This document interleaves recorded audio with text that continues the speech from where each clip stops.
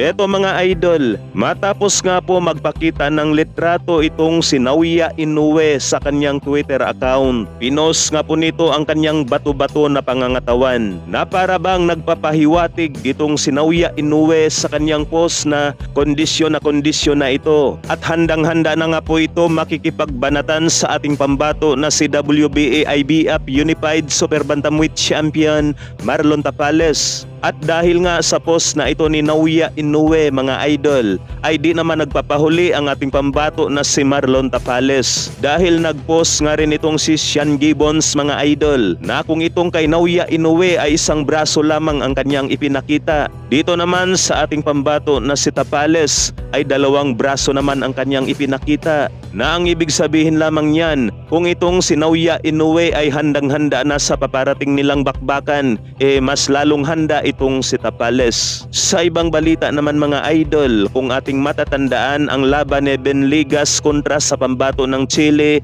na si Andres Campos, may 3 buwan na mahigit ang nakalipas, kung saan ay knockout nga po sa round 8 ang sinapit ng ating pambato. Ngayon naman mga idol ay muli nga pong nagbalik itong si Ligas dahil sa naganap na bakbakan sa Ilorde nakaraang araw lamang. Panalo naman itong si Ligas by knockout sa kapwa Pinoy na si Palarca. Sa kabilang dako naman mga idol, kapatid ni Cuadro Alas Casimero na si Kuya Lods o Jason Casimero, sinabi nga po sa kanyang live na hindi nga raw lumalaban itong si Naoya Inoue pag alam na mas malakas sa kanya ang makakalaban. Kaya nga raw nito nilabanan si Tapales dahil alam ni Naoya Inoue na mas malakas ito kaysa kay Tapales.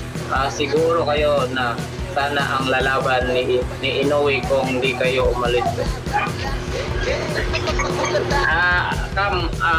Kam Superman, ganito po yung pagsasabi ko po, bro. Si Inoue kung halimbawa kung si Tapales mas malakas pa kay Inoue, hindi lalaban si Inoue, bro. Kasi kami dati pa maglaban na sana si Cuadro Alas at Inoue. Hindi lalaban niya si Inoue kung nakita niya mas malakas pa si Tapales sa kanya, hindi lalaban yan. Nakita niya kasi na mas malakas pa siya kay Hindi ko naman sinasabi na mahina si pero mas malakas si Inoue.